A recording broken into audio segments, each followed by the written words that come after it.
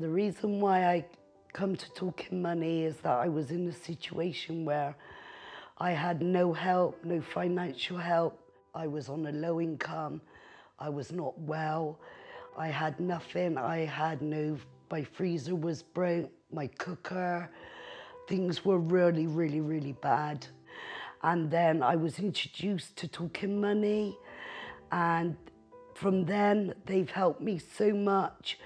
So when I first started working with Rachel, she described her situation as being pretty difficult, not having enough money to definitely be able to buy food that week, not having enough money to replace the fridge freezer that had just broken, the cooker that had broken. She was struggling, and it was having a massive effect on her mental health as well. So literally not having the money to get from one payment to the next, and having to depend on food banks and other people when she could, was extremely difficult for her. So I experienced her struggle mentally and be very down as a result of how difficult life was without enough money to live on to get the basics.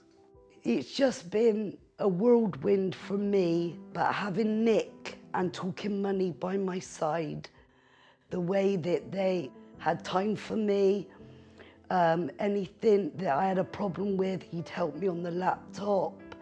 He was there every time I rung him. If he was busy, he'd always ring back. They've helped me have confidence, which I didn't have before. They made me feel like I was kind of worthy of going forward in my life. So I worked with Rachel to kind of stem the immediate crisis of not having any food, not having a working fridge freezer, so to get hold of those things and to find short-term kind of cash injections from other charities to be able to give her whilst we sorted out her longer-term financial situation.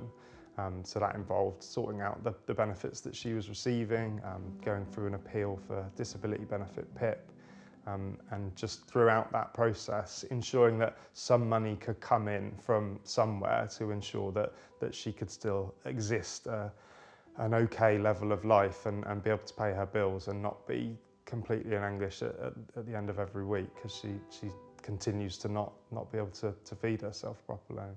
I am so grateful to everybody at Talking Money. The things that they help me with is unbelievable. I just feel a different person. I have a little hope now.